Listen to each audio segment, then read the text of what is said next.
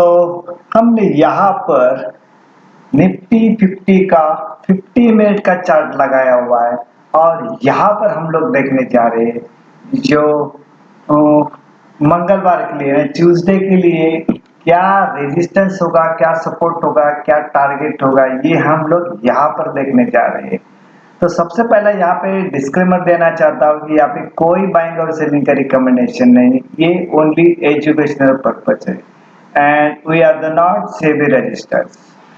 तो let us start. अभी देखते हैं दोस्तों कि जैसे भी यहाँ पे लगाया हुआ है हमने सपोर्ट, ये सपोर्ट लगाया हुआ है 19,490 का, ये स्पॉट लेवल है। और हम यहाँ पे देखने जा रहे हैं जो रेजिस्टेंस है 19,570 का, यानी 19,570 का ये हमारा रेजिस्टेंस है, 19,490 ये हमारा सपोर्ट लेवल है। अभी इसको सपोर्ट लेवल है, रेजिस्टेंस लेवल है, ये तो पता चला। तो यहाँ पे जिस तरह से हम लोग इसको डिस्कस करते हैं तो ये चीज हमारी रेजिस्टेंस यानी सेलिंग पॉइंट है और सपोर्ट लेवल यानी हमारा बाइंग पॉइंट है।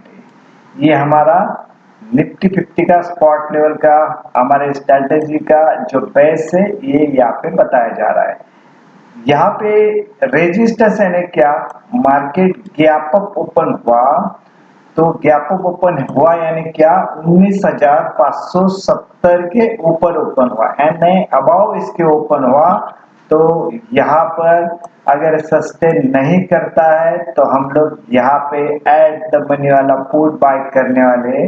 अगर मार्केट गैप अप ओपन हुआ, सस्टेन नहीं करता है तो यहाँ पर हम लोग एट द मनी वाला पुट बाय करने वाले। मार्केट गैप डाउन हुआ और इसके ऊपर सस्टेन करता है यानी 19,490 या 50 उसके ऊपर अगर सस्टेन करता है तो हम लोग यहाँ पर एट द मनी वाला कॉल बाय करने वाले। ठीक है, यहाँ तक तो समझ में आ रहा है कि हमें कॉल बाय कभी करना है और पुट बाय कभी करना है, ये यहाँ पे समझ में आया रहेगा। तो आज का सबसे पहला देखते हैं कि आज का जो रिव्यू लेते हैं कि आज का जो प्राइस था ओपन 19,525 और हाई प्राइस था 19,445, लो था 19,433 एंड क्लोजिंग है इसका 19,530 के आसपास इसका क्लोजिंग है। राइट, ठीक है। तो अभी इसमें क्या हुआ है कि आज का जो हाई बना है 19,545, तो ये जो प्राइस है ओपन की प्राइस है 19,525 के ऊपर ही क्लोजिंग हुआ है। तो समझो कि कल ओपन भी समझो इस प्राइस के ऊपर ही हुआ तो एक ऊपर वाली रैली आएगी, एक 100 पॉइंट की रैली आना पॉसिबिलिटी है अगर इसके ऊपर ओपन हुआ। तो जैसा कि आज का जो क्लोज है इसके ऊपर ओपन होता है तो ये आगे वाली रैली आने की संभावना है। तो हमने यहाँ पे अपर साइड के टारगेट भी दिए हुए और डाउन साइड वाले भी टारगेट दिए हुए। तो यहाँ से पहला इस स्ट्रेटेजी को पूरा क्लियर करते हैं कि इसको प्ले कैसे करना है, क्योंकि सब्सक्राइबर और व्यूअर बढ़ते और तो इसको बताना जरूरी होता है। तो ये हमारा स्ट्रेटेजी का पहला बेस हो गया गैप अप और गैप डाउन। ठीक है, तो गैप अप गैप डाउन होने के बाद हम सेकंड सिनेरियो में इसको देखते हैं कि मार्केट समझो गैप डाउन ही हुआ यानी 19,490 के बिलो चला गया। इसके बिलो चला जाने के बाद हम लोग क्या करेंगे, इसके पीछे जाएंगे क्या, नहीं, इसको कहीं पे तो कंसोलिडेशन करके दे, कंसोलिडेशन अगेन रिट्रेस करेगा। रिट्रेस करने के बाद अगर ये रिट्रेस करने के बाद इसके ऊपर चला जाता नहीं है तो इसको हम लोग एसएल रख के एट द मनी वाला पुट बाय करने वाले। ये सेकंड सिनेरियो है इसके अंदर का। उसी तरह समझो मार्केट गैप अप ओपन हुआ, गैप अप ओपन होने के बाद ऊपर चला जाता है, ऊपर चला जाने के उसके पीछे नहीं जाना है, कंसोलिडेशन रिट्रेस। रिट्रेस करने के बाद अगर ये रेट ब्रेक डाउन नहीं करता है तो हम लोग यहाँ पर क्या करने वाले, एट द मनी वाला कॉल बाय करने वाले। इसके ऊपर चला गया, ऊपर चलने के बाद कंसोलिडेशन, कंसोलिडेशन के बाद अगेन रिट्रेस, रिट्रेस करने के बाद ये ब्रेक डाउन नहीं करता है तो एट द मनी वाला कॉल बाय करने वाले। फर्स्ट सिनेरियो बताया गैप अप गैप डाउन का, सेकंड सिनेरियो बताया कि गैप डाउन ही होता है, इसके बिलो चला जाता है और कंसोलिडेशन करके रिट्रेस करता है, रिट्रेस करने के बाद ये ब्रेक डाउन ब्रेकअप नहीं करता है, ऊपर नहीं चला जाता है, तो यहाँ पे ये स्टॉप लॉस रख के यहाँ पे एट द मनी वाला पुट बाय करते हैं। उसी तरह से इसका अपोजिट होगा, ये गैप अप ओपन अगेन ऊपर जाता है, कंसोलिडेशन एंड देन रिट्रेस, तो ये ब्रेक डाउन नहीं करता है, एट द मनी वाला कॉल बाय करने वाले। ये हमारे दो सिनेरियो हो गए। तीसरा सिनेरियो इंटरेस्टिंग है, मार्केट गैप डाउन भी हुआ, नीचे भी चला गया, कंसोलिडेशन भी किया और रिट्रेस करने के बाद इसके ऊपर चला गया। ये ऐसा ही ऊपर जाएगा क्या? नहीं, एक तो नीचे से फोर्सफुली बाइंग आएगी, शॉर्ट कवरिंग आएगी, नया तरह से यहाँ पे बायर आते रहेगी, तब ये क्या होता है, यहाँ पर ये इसके ऊपर चला जाने के बाद हमारा फर्स्ट टारगेट ये होगा 19,570, ये हमारा टारगेट होगा 19,570। इसके ऊपर जब भी आता है दिन भर में, फिर first hour, second hour, 3 hour, कैसे भी आना चाहिए, फिर आने के बाद इसके ऊपर चला जाता है तो हमारा टारगेट ये होगा और इसके ऊपर एट द मनी वाला कॉल बाय करने वाले।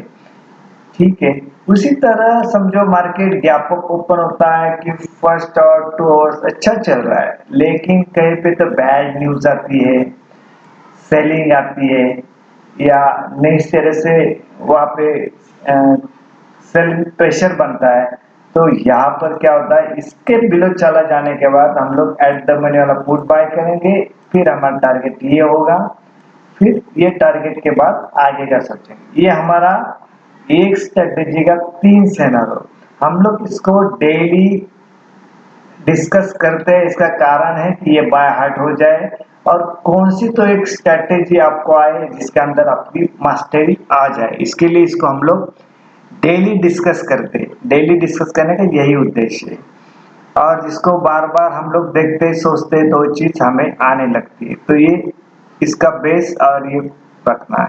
अगर समझो गैप अप ओपन हुआ, इसके ऊपर भी चला जाता है, सस्टेन होता है, तो ये टारगेट आएंगे 19,600, 19,650 और 19,700। ये 19,600, 19,650 एंड 19,700 ये अपर साइड के टारगेट है। अगर ये ब्रेकअप करता है, इसके ऊपर चलना शुरू होता है, तो ये टारगेट आएंगे। ठीक है, अभी समझो ब्रेक डाउन होता है, इसके बिलो चला जाता है, तो फर्स्ट टारगेट तो यहाँ पे दिया है 19,480, ये क्लोजिंग पे इसके ऊपर दिया है टारगेट। अभी आज का क्लोजिंग कितना है? 19,530 है। इसके नीचे चला जाने के बाद टारगेट ये आएगा 19,480, फिर ये टारगेट याद रखना 19,430, 19,380, ये टारगेट आने की संभावना है अगर ब्रेकडाउन इसके होगा ये। और दूसरा क्या है कि आज चीज क्या है, आज यूएसए मार्केट बंद है, छुट्टी है, तो उसका हमें कल रेफरेंस पॉइंट नहीं मिलेगा, कल उसका कोई असर हमारे ऊपर होगा नहीं है। तो इसके लिए कि हो सकता है कि कल एक और गैप अप का में ट्रेड मिल जाए, फिर वहां पे करेक्शन भी आए, करेक्शन के बाद अगेन वहां पे इसका मौका मिल जाए, यहाँ तक आए, फिर अगेन आने के बाद भी ये टारगेट आए, उसके ऊपर भी सब पॉसिबिलिटी है, तो इसके लिए ये बन सकता है। और दूसरा क्या है कि अभी इसने बेस बनाया है, तो 19,230 वापस ने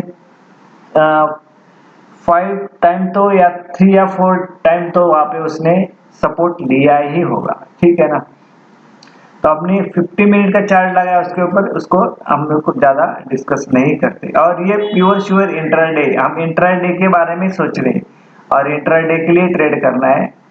ठीक है, ये हमारी जो येलो लाइन है, ये हमारा वीकली हाई है जो लास्ट वीक क्लोज हुआ, अभी इसका जो क्लोजिंग भी उसके ऊपर ही है।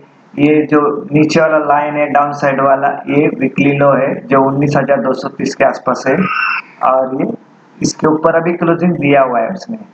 तो एक अच्छा बेट बन सकता है कल का ट्यूसडे वाला। और कल फिर निफ्टी का एक्सपायरी भी है, तो इसके ऊपर ध्यान रखना।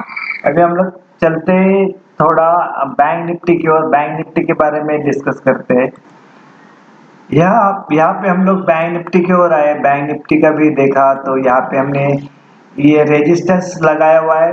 जो रेजिस्टेंस आज भी था, कल भी यही रहेगा, क्योंकि इसके अंदर बड़ा मूवमेंट आया नहीं। ये हमारा रेजिस्टेंस पॉइंट जो है स्ट्रॉन्ग बना हुआ है 44,700।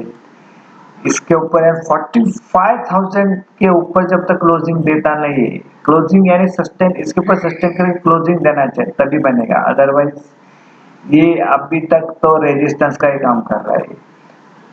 कितनी बार इसने ट्राई किया है, लेकिन बाद में आके मार्केट इसके ऊपर, जैसा कि इसका जो आज का देखा गया रिव्यू तो क्या था, 44,648 ओपनिंग था, बाद में 44,656 ये इसका हाई था, और 41,311 इसका लो था, एंड क्लोजिंग इसका करीबन 44,580 के आसपास इसका क्लोजिंग है। तो यहाँ पर देखा गया कि जैसे कि मार्केट ओपन हुआ था, अभी आज तो देखा गया तो ओपन और हाई पॉइंट, ओपन और हाई जो प्राइस है करीबन सेम है, 8 to 10 पॉइंट का डिफरेंस है, लेकिन सेम ही है। तो जैसा भी देखा गया तो यहाँ पे अच्छा पैसा बना रहेगा, जिससे उन्होंने भी गैप अप ओपन होने के बाद अगर वहां पे जो पुट लिया रहेगा, पुट करीबन उसका जो 44,600 का पुट लिया रहेगा जिसने, जिसका जो ओपन और हाई प्राइस भी उसका 160 के आसपास था, बाद में उसने इस ओपन और लो का प्राइस सेम था, बाद में हाई बनाया 380 के आसपास।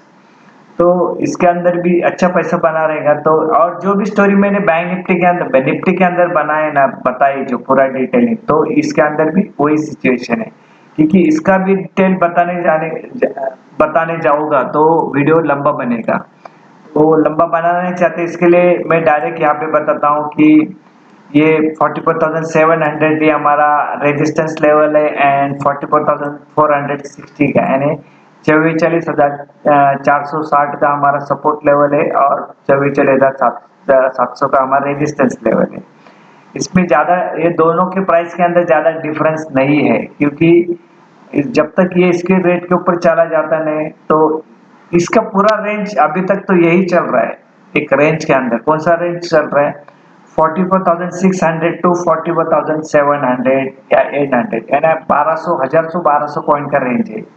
जब तक ये रेंज के बाहर आता नहीं तब तक बड़ी मूवमेंट आएगी नहीं, फिर भी हमें टारगेट तो देने ही है। तो इसके ऊपर क्लोजिंग देने के बाद टारगेट दिया आएगा 44,800, 45,100 एंड 45,300, 44,800, 44,100 एंड 45,100 एंड 45,300, ये अपर साइड के टारगेट है। और उसी तरह से डाउन साइड वाले टारगेट क्या हो गए, यहाँ पे डाउन साइड के टारगेट यहाँ पर बताता हूँ मैं। यहाँ पर जो डाउन साइड वाले टारगेट कितने रहेंगे इसमें, ये 44,400 एंड 40,200 एंड 40,000 इसका डाउन साइड वाला टारगेट उसका होगा यहाँ पे।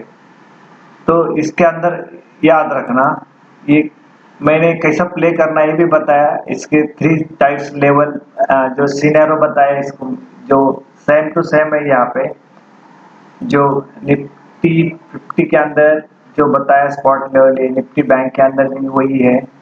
तो इसके ऊपर ध्यान रखना, ये जो ब्राउन लाइन है ये हमारा लास्ट वीक का हाई है, और ये लास्ट वीक का लो है। तो यहाँ पर आज देखा गया तो आज नहीं है, 1 तारीख को आएगा नीचे, 1 तारीख को ये लो था, बराबर है ना, फ्राइडे लास्ट वीक का लो कितना है इसका लो, ये करीबन इसका लो था 830 के आसपास है, 830 के आसपास, ठीक है। तो यहाँ पर अभी वीडियो एंड करते आगे, यहाँ पे मैं डिस्क्लेमर देना चाहता हूँ कि यहाँ पे कोई बाइंग और सेलिंग का रिकमेंडेशन नहीं, ये ओनली एजुकेशनल पर्पज है। ये वीडियो आपने देखा, सुना, समझा और पसंद भी किया, इसके लिए आपका धन्यवाद, थैंक यू वेरी मच। आप ये वीडियो देख रहे भी और पसंद भी कर रहे हैं और शेयर भी कर रहे हैं, इसके लिए आपका शुक्रिया अदा, थैंक यू वेरी मच।